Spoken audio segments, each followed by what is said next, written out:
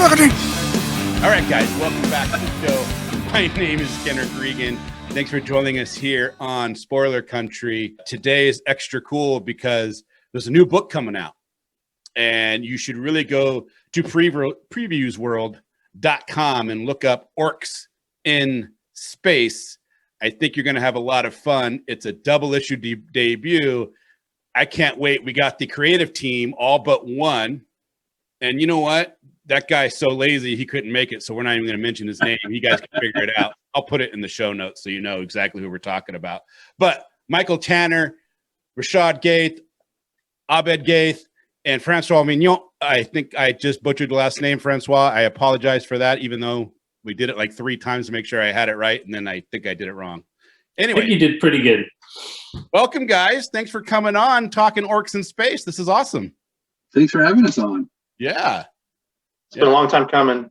Yeah. So it's a pleasure. Thank you. Yeah. Let's start off with the first question.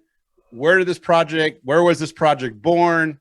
How did it come about? Yeah, I guess I'll take this. So I used to play a popular MMO RPG back in the mid-90s called Ultima Online, the Second Age. And it was through playing this game that I encountered an orc role-playing guild. And I fell in love with them. These guys never broke character. They had their own orcish language, and they were so funny, so silly. And I realized like that there was money here. There is something amazing going on here that pop culture needs to tap into. And I've always been such a fan of science fiction, like Star Trek and Farscape. And so really Orcs in Space, it's just a matter of putting 2 and 2 together. And I think it's the only real eureka moment I've had. It's just you take orcs, fling them into space, and hilarity ensues. Really, is the only outcome of that. Who was the first? So, yeah, that's it. About this project, was it your brother Aben? No, it was Justin. It was soon after Justin moved to LA, and I knew he was trying to break into the cartoon industry. Yeah. And I just threw the synopsis out there to him. And more or less just forgot about it. You know, I had no means myself of making a cartoon, so I just threw it to him. And it was many, many years later that I get a call saying Oni Press wants to turn this into a comic book, which is amazing. You know, we had always envisioned this as a cartoon, but you know, it's actually starting it off as a comic book is kind of brilliant. Yeah, it makes sense. I actually have a correction. Justin came to me first, and he wanted an anthology project for Oni. And so I wrote, I want to say 3 Tales from the Crypt style stories. Cool. And then Justin was like, Oni doesn't like anthology comics. He wanted an ongoing story. And then Justin remembered Orcs in Space because he wanted to make it a cartoon. And then he went, you know, what about your brother's idea, Orcs in Space? That would be a good comic. And then I was like, I think that's a great idea. Yeah. And then the rest is history. We just all got together and started like working on it. So how did you bring Michael in? Because for people who don't know, Junior Braves of the Apocalypse is an Oni Press production. And Michael and his writing partner have been working on that one for, what, 10 years now? And you guys have how many volumes? We have 2 volumes out. Comics is a long process. Yeah, we signed, it has been like, Greg and I signed our contracts for Junior Braves back in 2010. Yeah. And first volume came out in 2015. And we're hoping volume 3 comes out sometime in the next 10 years. So I got asked to, well, honestly, I had kind of talked to Oni. I was like, hey, I could use some work. Like, I could use some freelance work. And James Lucas Jones at Oni was like, hey, we've got this project with Aben Gheith, and the way they always frame it is like Aben, you know, the namesake of the guy from Community. So I'm like, oh, okay, all right. So it's like Aben, his brother, and Justin Roiland kind of had this idea, like we're trying to work, but they need someone to like kind of help them write it. So that's how I got brought in. And I always like to tell the story that I got sent the original outline and I did not get it. Like I understood the concept, but I did not get like, I didn't get why. I was like, all right, I don't really get it, but I'll take it. And I was like, I'll take the job. And then literally the morning of our first in-person meeting, back when we had in-person meetings, I reread it again and I finally got it. It's Three Stooges. It's Three Stooges in space as orcs, and that helped me get wrap my head around the idea. And then sort of kicking over to Francois, I don't honestly know how you guys sort of approached and brought into the project. So tell us your origin story. Yeah. Yeah, I had another project with Oni that came out last year called Titan. And, I was I had finished Titan. I did another book here in Quebec. I live in Quebec in Canada, and I'm working in the French world a lot sometimes. And I was working on another book, and then basically there was kind of like a word of mouth or a chain of people asking about somebody. And so our editor, Amanda, contacted me and she said, hey, we're looking for an artist for this book. Here's the pitch, here's the concept. And then she sent me the scripts and I was like, okay, I'd be happy to do it. So that was basically the origin story. It was as simple as that, it was just hey, do you want to try this out? Do you want to do some designs, do some sketches, and the writers will see if they like what's happening. It seems like it worked out pretty well. But the crazy thing is, with COVID too, everything has been delayed. So all that happened a year and a half ago, and we've been working on the book for a long time. I know you guys, the brothers, and also you, Michael, have been working on it forever. But even for me now, it's already been a year and a half that I've been involved with the book. It's kind of crazy. I think with me and Rashad, it's been 8 years, wow. And then for Michael, it would be what, 6? No, not that long, but definitely 4, maybe 4. I think 4, because I think I have. I think just recently I got the Facebook memory pop up of going to Burbank for my first meeting for Orcs, and I think it was 4 years ago. Oh my God! That's the funny thing was there was I think Rashad and me were sitting around, and it must have been a 2-year period where we just go, well, what's going to happen? I haven't heard anything. I don't know what to do. Should we start writing? What the hell? And it just sort of it was almost like the moment when I said, I'm going to stop thinking about it. Yeah. And then we get an email all right, guys. Yeah, it was driving me. It was driving me crazy. I mean, it was almost like a curse. Orcs in space. It's I felt like I was sitting on top of a gold mine, and nobody was doing anything about it. And I worked at Target graveyard shift for the longest time, for 15 years, and I would just be stocking toys on the shelf, and just I'm oh my God, this thing in my head is so much cooler than any of this stuff in this aisle. And it was driving me crazy, really. The idea of Orcs in space was so frustrating, because I've since I had that spark of an idea, I was like, this has to come out, just the name alone. If I, as a geek, if I saw Orcs in space on shelves, I'm picking that up. Well, Rashad, what's it like? Sorry, go ahead. Yeah. Rashad, what's it like to have this idea in your head? Like you're saying, stocking shelves at Target going, I know this is going to be gold, to now you are releasing in, I believe, July 7th. Mm-hmm. So it's going to be in stores July 7th, and you have this amazing creative team behind you. Yeah, it is literally a dream come true. But right now, all I can think about is I hope we get an extension, because I'm so happy with how the first 12 issues turned out. But I keep on getting ideas for new characters that I want to introduce now. This, I feel like we just have seen the tip of the iceberg of this budding new silly universe, and I just want it to keep going. So it's super exciting. I just have this dream of walking to a comic shop and seeing it on shelves and picking it up. To me, yeah, it's incredible. It feels so good. Yeah, that's a really kind of amazing feeling to walk into a store and see something you created on the shelf and have it be you didn't put it there. That's good. They if my local comic book shop, if they order it, they did me a solid. But if I go into a store that I have no relationship with and I see it on the shelf that means something, it's it's a real thing. Yeah. I think the funny thing is that, like, I know that when we started working with Mike, we were definitely worried when we teamed up with him because we didn't know what he would be like. Yeah. So we were worried that this guy and us would be sort of different. It wouldn't work out.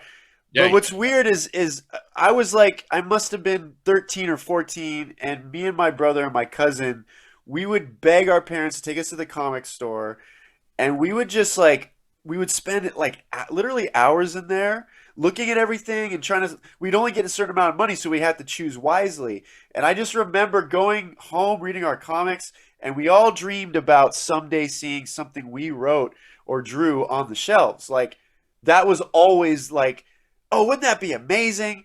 And so that's what's very strange about this. Yeah.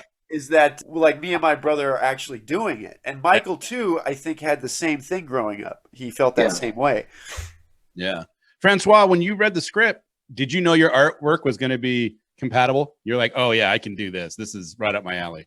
You know, I mean, I think the thing is that it's such a different story than the kind of thing that I normally do. But at the same time, I really understood why it would work, because at the baseline, it's just all this really fun stuff to draw. And it, like, so for me, it like really brings me back, like, you know, just like Abed is saying, it brings me back to when I was like 10, 11, 12, 13, going into the comic shop, you know, like being really into Teenage Mutant Ninja Turtles, into Usagi Yojimbo, into all kinds of like comics that, you know, years later, like still hold up really well. I still really like them. And so for me, it's just there's a ton of fun in drawing, like, you know, like axe wielding barbarian orcs, or, you know, robotic bounty hunters in like spaceships that look like RVs, or giant robots, or like weird fuzzball aliens.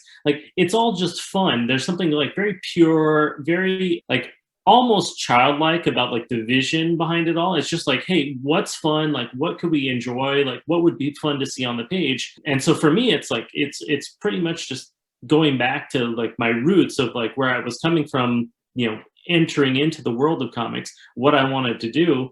And so, you know, like I am always just trying to tap into that and bring that to the fore. Yeah, that's awesome.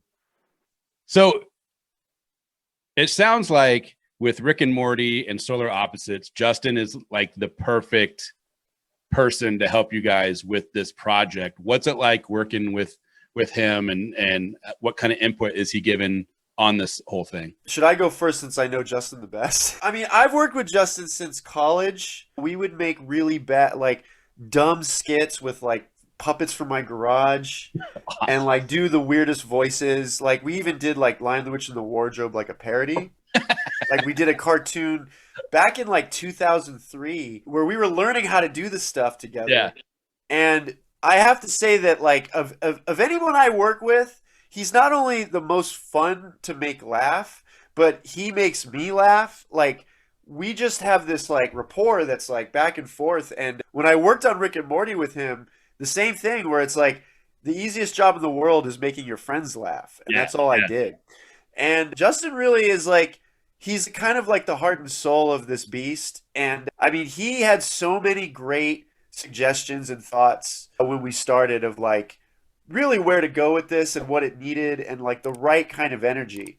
Yeah. And so, I mean, it's really like a dream team. I said this the other day that like someone was like, oh, you know, there's 4 writers. That's crazy. And I'm like, that just means it's 4 times better than if it's 1 writer. Yeah, he's definitely made it better. Like, initially, I envisioned 5 orcs because I wanted a little tribe, you know. And he's the one who said, no, there should be 3, and that instantly clicked with, you mean Aben, because we grew up watching Three Stooges. Also, initially, the main villain was going to be a floating head in space, and the ship that the orcs steal was that head's hat. Which to me is a funny, cool idea. It's a cool visual, but Justin came up with the idea of no, they should steal the ship from a parody of Starfleet, and that was the creation of Starbleed, which I think are so much funnier. Like, they give us so much comedic range that a floating head in space couldn't. So we've had like a lot of fun with them. So it's Well, when you think of like the authority in space, you think sort of like boring DMV bureaucratic like BS, you know, filling out forms and going through regulations, and that's just Federation like planets. yeah, but like they're not as cool, they're not as like adventurous. They're all like sort of like blue collar workers, and that kind of really felt like so right for this world, for like them to be upset with these, you know, these orcs that are just out of control and almost like that they're a bunch of like thugs, you know. Yeah. It's a perfect foil. Who is your target audience? When I ask, I mean, like, if someone's watching this right now, what's the best thing we could tell them to say? If you like this, if you like that, you're gonna love this. I'd say like kids that like Adventure Time, and also like maybe like when me and my brother were like 14 years old. He was younger than me, but that 8 to 14 range of like this stuff really appeals to that group. I mean, when I was into Ninja Turtles as a kid, it's like that version of me is who I think we're writing this for. That's awesome. Right. I mean, we're not being overly gross. I'd say, you know, 8 and up. You know, I really wanted to create something that kids could enjoy just as much as people our age or older. You know, I think it's probably really difficult to write something that someone can read with their kid and both equally enjoy and have something to like look forward to every month. But I think we've done it, really. Well, also, you got anyone kids, would love this. You got people now that they're my age and they grew up on Ninja Turtles, and their kids are reading Ninja Turtles, so it's like they're sharing this. So I'd imagine, like a father that's like from my generation sharing it with his kids, you know, and like they're both reading it. Like that's really the goal here. You know, it's like to make them bond on something that's like not Star Wars. Yeah. I don't mean to hammer on Star Wars, but I think the book is Wars, perfect for like drug addicts and people just like going through a rough patch, you know, like, you know, if they're feeling down at the end of the rope, like they pick up an issue of Orcs in Space, it's going to really brighten their day. I joke, but I do think like this book kind of, and this is where I'll talk about and we'll kind of be at my own butt or our own butts, is like visually it's so appealing with Francois' artwork. Like it looks so good. Like I think people are going to pick it up just because this is a good looking book. But then also like I think people who like fantasy are going to like it, and like RPG, like people who are into TTRPGs are going to be into this. Like because I think we're playing with a lot of tropes in the fantasy realm and also in sci-fi realm, and doing these adventures where I think, and in some cases we do kind of veer over into parody, but a lot of times we're just kind of like twisting tropes and doing fun adventures. And you know, there's a lot of snot humor sometimes too. Yeah, they all are. There's a lot of, we like to say snot humor now. That's our new buzzword we discovered yesterday. So it's I think it is all age appropriate. That's because awesome. Over the top violence is considered all age appropriate. So yeah, I think this is a book that really would appeal to a wide range of people because it's funny. It's a funny adventure that plays on a lot of familiar things and does them in interesting ways and looks beautiful while it does it. That's my take. How much of a opposite effect from Titan has this book had for you? It's a little bit different, just a little bit, but you know, it's like the thing is that it's just really fun. Like there's not that, you know, in some ways it is in the same wheelhouse, you know, like Michael said, it's like there's elements of parody in it, but there's also elements of just like straightforward science fiction, adventure, Star Trek, Star Wars, D&D, all those kind of things, all those things that I liked, and that in my own like personal work, like, you know, they got weirdly channeled into, I don't know, like class warfare in space, but but at the same time, at like the baseline level, I just love all the kind of nerdy, geeky, sci-fi, fantasy tropes that are popping up in this book. So for me, it's a natural fit, and it's kind of fun every single time. You know, like the script will come, and I'll be like, oh, okay, like what do I have to draw in this issue? I've got to draw steampunk space rat pirate Navy guys. Okay, like how am I? Like, sure, I'm up for it. Like, I know I can figure this one out, Yeah. or like space robots or what whatever, like the new thing that the guys come up with each time. I'm like, okay, like what is the way that we're gonna tackle this and we're gonna handle it. I mean, it's true. It's like literally, like, no pun intended, but it's light years away from like the kind of work that I am doing on my own. But at the same time, it's like well within my wheelhouse, and it's well within like that kind of like, I don't know, fantasy dream state that is somewhere deep in the back of my mind, right? Is it refreshing to be able to have somebody come to you and say, this is what we want, and you just have to, and you think, instead of thinking of the story arc, and like, I know you probably have some input on how the story goes based on the art that you're providing, but at the same time, Aben or Rashad or Michael or even Justin comes to you and say, we want this, this, and you're like, okay, all I have to do is think about that and go.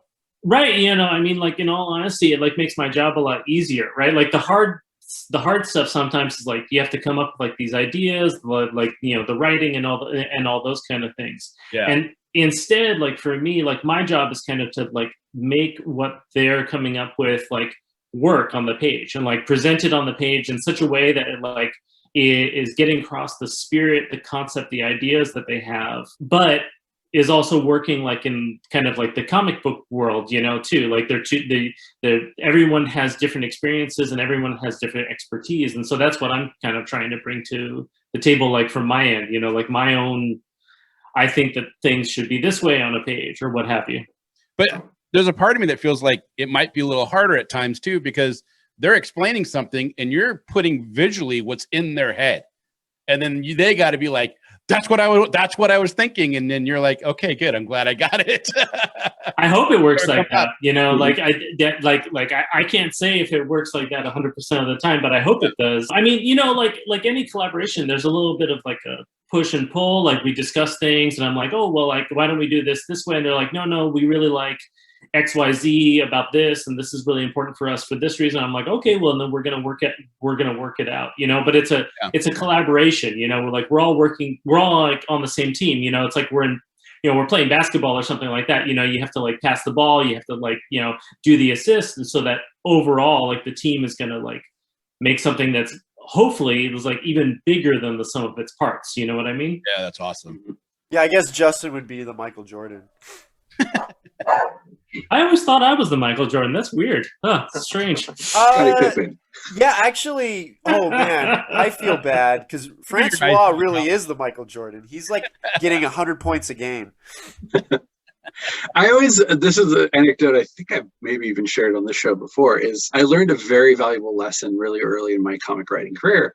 Back years ago when Oni did anthologies, my first comic work was in an anthology. I used to do roller derby. I was a roller derby referee for 8 years. Oh, wow. And Oni did a anthology of stories all written by people in roller derby and drawn by actual artists. And I had submitted a story, it got selected, the script went to the artist, and when the art came back, the editor literally told me like, hey, the art doesn't really match your story. Can you rewrite it based on the art? Because it's easier to get you to rewrite something than to get the artist to draw it. That's a funny way of saying it's cheaper. Yeah. So that's like, it was and I looked at it, I was like, I thought my script was perfectly clear. Like, how could they have gotten it so wrong? And then I looked at it and I was like, okay, all right, I've got to make this work. And I looked at my script and I'm like, okay, that taught me the lesson that the artist is not in my head. So if I want something to look a very specific way, I need to be very specific in the script. And if I don't need to look a very specific way, leave it open. They're an artist. Let them be an artist and like, and interpret it the way they want to. And, hopefully it'll work. Devil's in the details, right? Yeah. So that was like my first lesson in comics was the artist is not in my head. So and then I try to keep that in mind whenever writing a script. How fun. It was actually Francois' idea to turn the space rats into more British fops. which is hilarious because that adds a whole another layer of comedy and something more that we as writers can play off of. The Space Rats were initially conceived just as steampunk rats, because I'm a big fan of Warhammer 40k or just Warhammer in general, and I love the Skaven, and I always wish that the Skaven would have made it into 40k, because I don't believe they are, and just that concept of Space Rats is amazing, but that's not so funny. It's more cool. So I think adding that foppish twist on was, it's brilliant. It works perfectly. Big shout out to British comedy like Red Dwarf. Man, yeah, the Vindaloo. Hello. Oh, my favorite. That's my favorite Indian food. Red Dwarf was that was a great show. Well, that's the thing. Like, I love Red Dwarf. I think I watched it obsessively years ago, and then I got my brother into it, and my mom actually, and then it had a big influence on Orcs in Space, because if you think about it, Cat, Lister, and Rimmer are just like the Orcs. I mean, they're complete, like, they're inadequate to be on this ship, to be fighting aliens and stuff. So that is like a big inspiration. It doesn't get enough credit, when it comes to like sci-fi comedy. Like, a lot of people don't know it, and it's a classic, man. It was on PBS here forever. Yeah, I grew up hearing about it so much, and I didn't get into it till I was like 23. Oh, so like last year?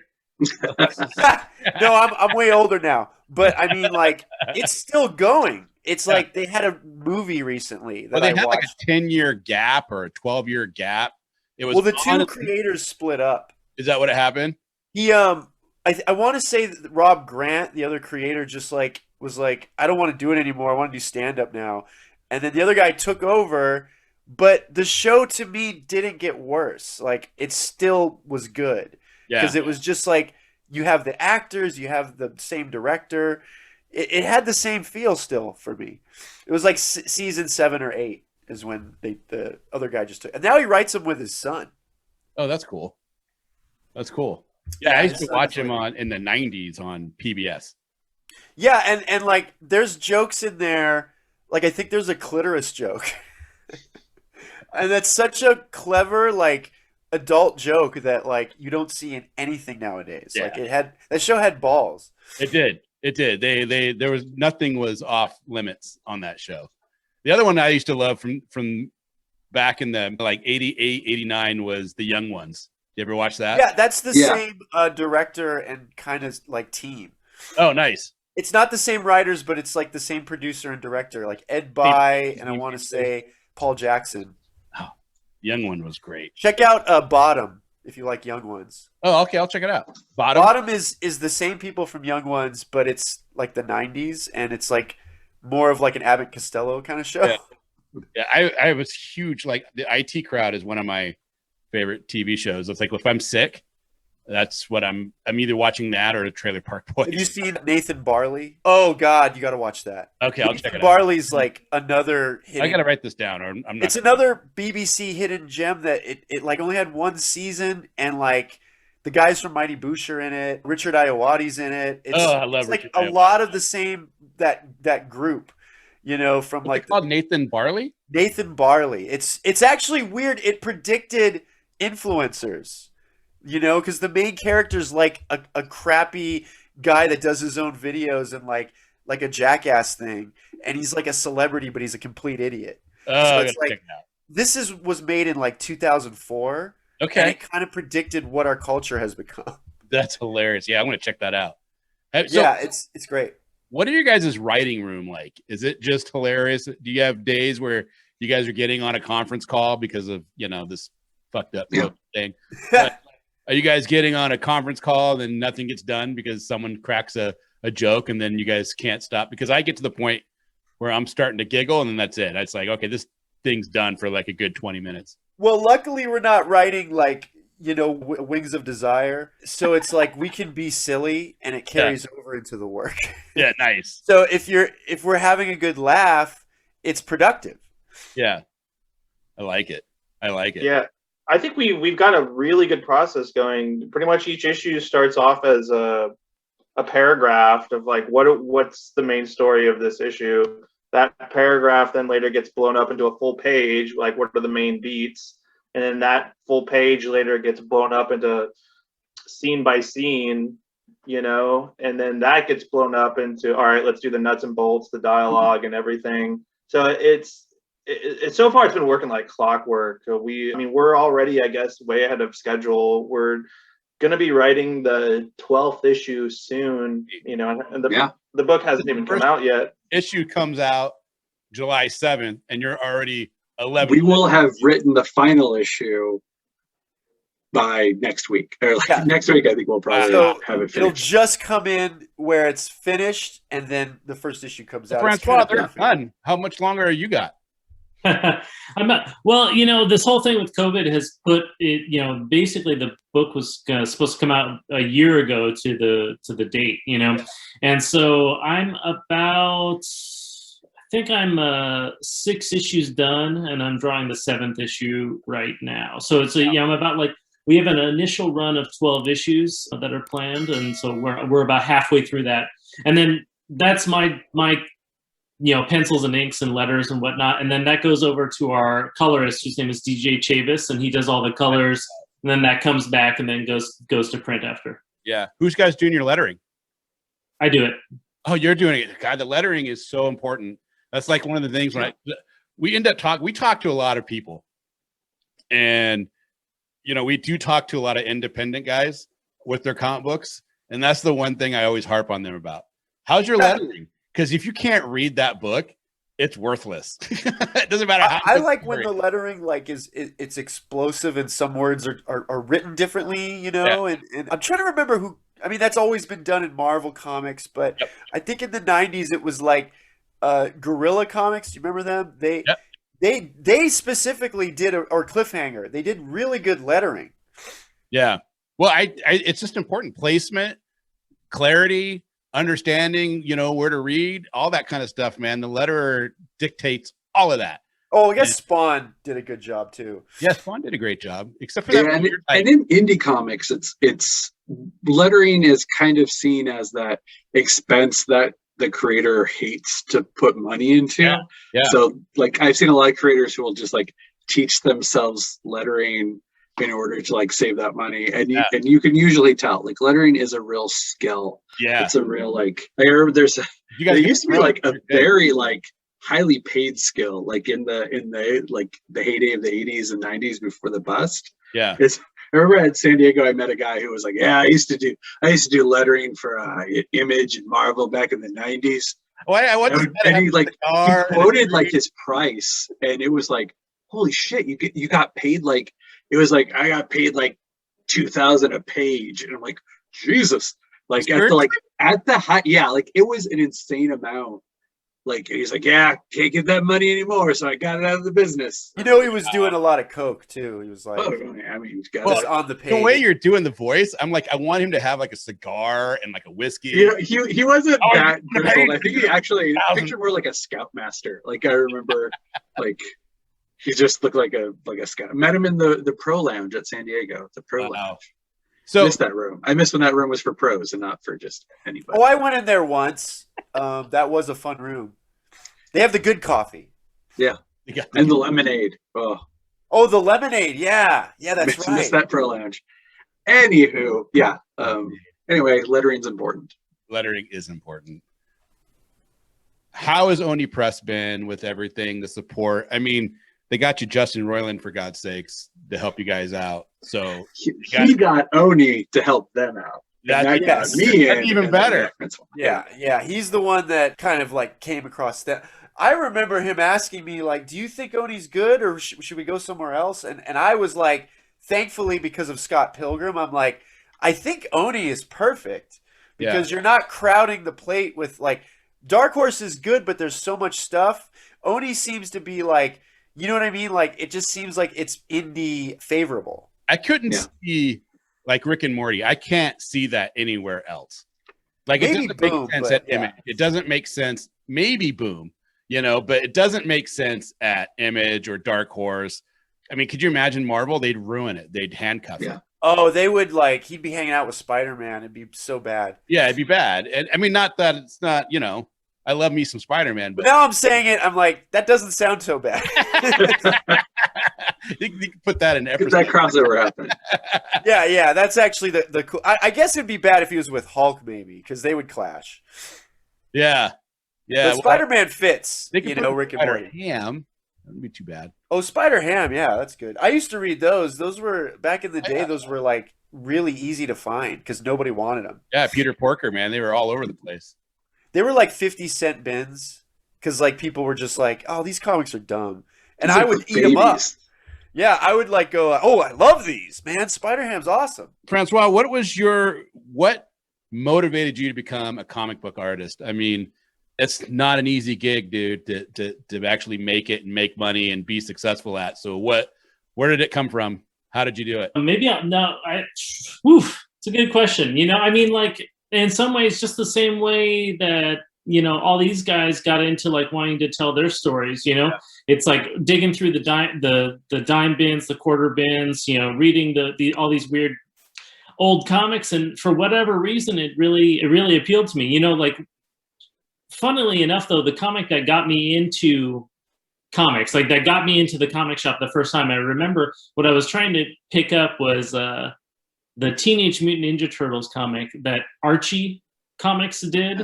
And so this wasn't like the Eastman and Laird comic. It was like the comic that was exactly like the cartoon. And Those too. I used to get those too.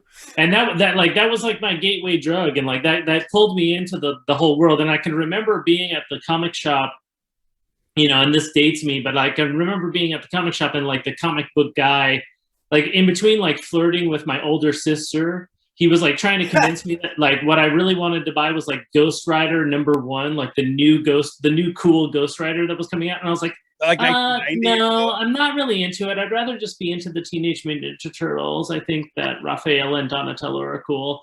But Johnny Blaze. I mean, yeah, but not Blaze, Danny Ketch. Danny Ketch. Yeah, that was the next one. Right. And but the thing is that like it was such a good time to get into comics. I mean, I guess like any time is a good time to get into comics, but I felt like like my reading evolved like super fast, you know? So it's like I was reading Teenage Mutant Ninja Turtles, the Archie comics. That got me into the Eastman and Laird books, and I had like this giant compendium of the first 11 issues. I was totally obsessed with it. I looked at it all the time. That got me into like, say, Stan Sakai. And then like very quickly, you know, I'm into all kinds of other stuff, like so Paul Pope and Jeff Smith, who was doing Bone. Then Paul Pope's amazing. Yeah, that, you know, well, my first zine that I did like a zine about comics. Not like I wasn't drawing comics, but I did a zine about comics, and I had an interview with Stan Sakai for the second issue, and I had an interview with Paul Pope for the third issue. It was like a pretty fun time to be into comics, and then like really fast after that, you know, then it's like the doors totally opened up. I'm into like Dan Clowes, Julie Doucet, you know, like French comics, like, you know, Vertigo, all that kind of stuff. And so like I got a quick education in comics, and then like for me, it just was like, oh, okay, this is really exciting. It's really interesting. I want to do it. I want to keep working at it. Yeah. But it wasn't like a straight line, you know, like for many years, I didn't think I was going to be making comics for a living. And that was like totally fine. I had a 9-to-5 job. I was doing like, you know, I was always lucky I got to do creative work in my job, but I wasn't necessarily like living the dream that I wanted to do when I was 12, which was drawing a comic for a living, which is now that's weirdly enough what I'm doing. That's awesome. Do you know who Stephen Frank is? Off the top of my head, I don't. Who is that? I would highly recommend you look up Stephen Frank. He's out of Paris, but he lives in LA now. He is the animation supervisor of from the Iron Giant. Wow. And he's done a bunch of stuff. He just got done directing and animating a bunch of the What If cartoons for Disney Plus. But he has a book. He writes comic books, and he does everything. He does the lettering, the story, the art, everything. He is fantastic. He's an amazing individual. His book Silver, yeah, is awesome, and it's about a girl that hunts vampires, and it's a grift in Dracula's castle. It's like Ocean's 11 in Dracula's castle is what it's like. It's wow. Yeah, and then another one that he's doing right now, he's on his second volume's coming out soon. It's called the Palomino, and it's about a country bar in the 1980s in LA. the Palomino, which was a real place. I'm The really the fascinated. Valley, yeah. Yeah, The guy does and- animation. yeah. I'm in animation really- myself. Francois, I highly suggest you guys checking him out. Anybody who's an artist, I always say check out Stefan Franco. It's one of my favorites, just because storytelling, understanding art, understanding how to draw and how to do all that. There's nobody better, and he's super nice. He's like super, super nice. He's been on the show quite a few times. He's like one of the first real artists that we had on that was being. I might have, if he was around Burbank, maybe I ran into him because I run into all these animation big people at this comic shop I go to. Yeah. So I've probably met him. Yeah, he's awesome. He's at all the shows. He does all the cons. Yeah, I've talked to him at San Diego a few years ago. Yeah. And got silver, and Yeah, I love that book. Well, guys, man, this is awesome. I can't wait for July 7th. Actually, Rashad, I have a question for you. You tell me if I'm wrong. I'm feeling like this is came out of your head. This is your first real foray into producing something like to this level. What have you learned from working with your brother Abed and Michael and Justin and Francois that most people in your position, this doesn't happen, man. This doesn't happen to have a team like this to help you out on a book that's coming out of your head. I guess It's the first time I've ever heard this happening. yeah. It's like you ate the chocolate bar and that fucking golden ticket was like, boom, what's up, dude? That's how I feel. Ticket. Yeah, it almost makes me feel bad for people who have amazing ideas, and then, I mean, I was lucky enough that I'm brothers with Abed, who knows Justin. Yeah. You know, if you don't have that connection, I don't know what you would do. You would just go crazy with this idea. But I guess the thing I learned mostly is, like, no matter how good you think an idea is, you can't do it alone. Abed and I, when we first wrote, I think 4 issues and turned them into Oni, I was so proud of them. I was so happy with it. And then they shot back with, like, we think you need a little help with this. And they offered Michael to help us out. And initially we kind of bristled at the idea. We were like, we got this. We don't need anyone else.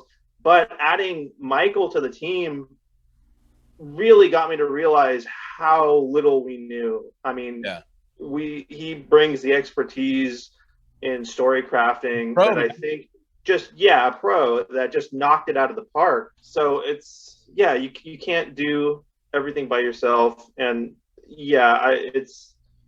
it is, we are all incredibly lucky. I living the dream right now. I love it. Michael, what's your favorite thing on this project? I'm going to ask all you guys the same question. My favorite thing on this project is still being able to be surprised with, like, how things come together. Like, even though, like, we outline everything, like, we have pretty, full outlines, and still, like, find things that surprise us, or like jokes, like perfect jokes, like when like a perfect joke just manifests itself in front of you. It's a kind of magic that I love. Like, as someone with a background in comedy who actually doesn't write that much comedy, like, getting to do this, like, as like Rashad said, it's like a dream. Like, my favorite thing is still being able to be surprised.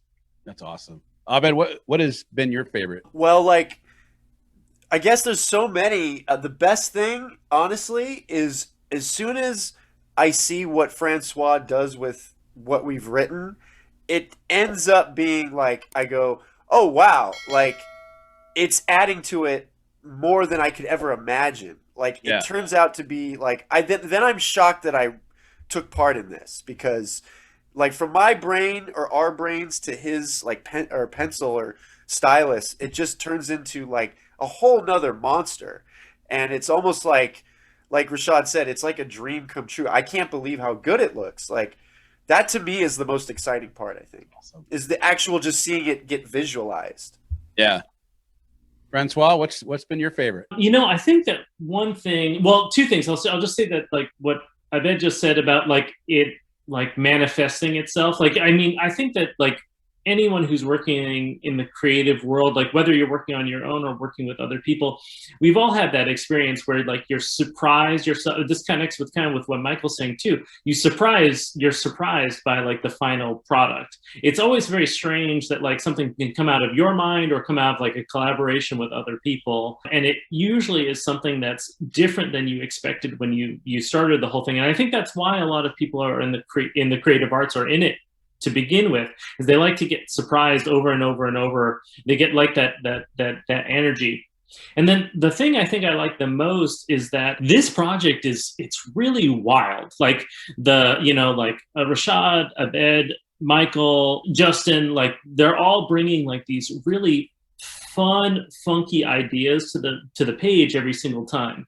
And like in many ways, like I won't say that there's no rules, no holds barred at all, but it's close, like basically like anything that these guys like want to envision, want to imagine, like we're going to try the best to like make it happen. And it's like, it's not like, it's not like strict. There's not like a rule like, oh, well, like how does the gravity work on blah, blah, blah, or, how, what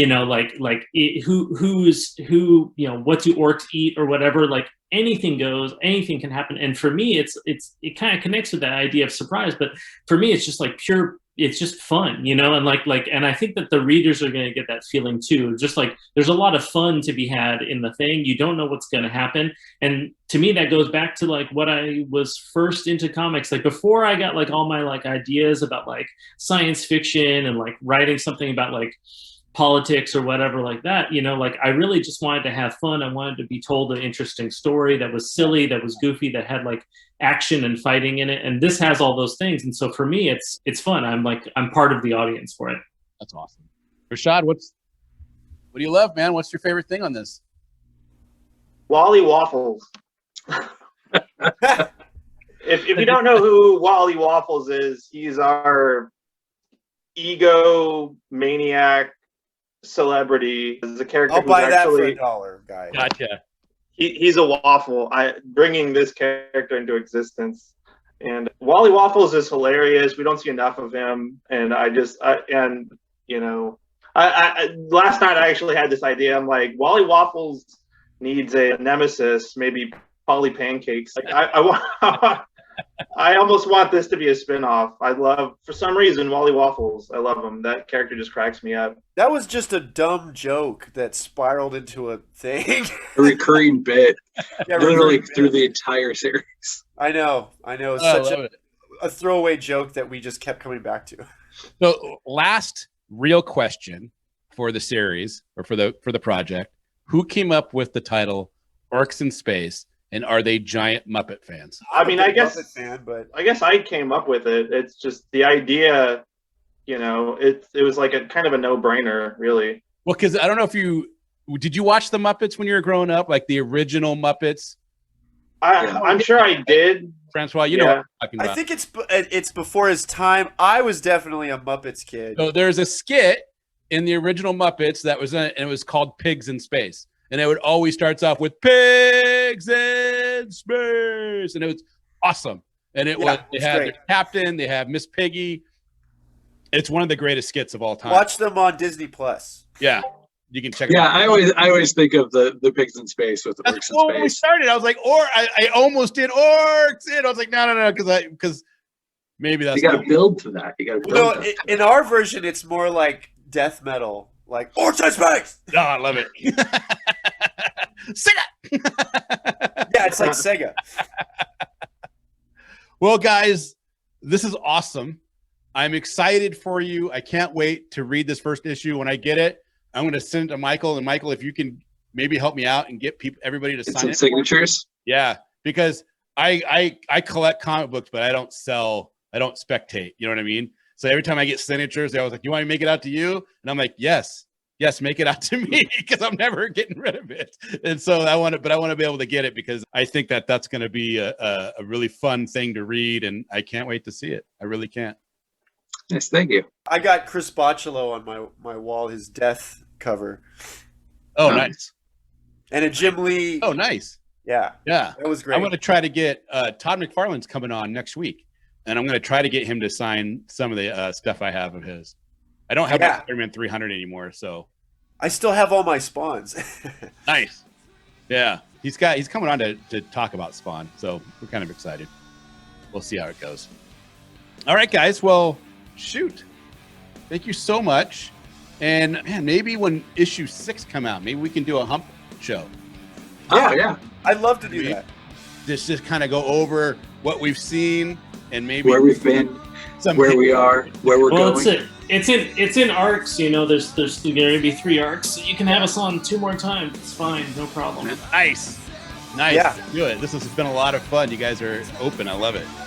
So, Well, thanks for having us on, Kenric. We really appreciate thank it. you. Yeah, thank you guys. We'll talk soon. Appreciate it. Bye. Peace out, guys. Spaghetti! And we're back.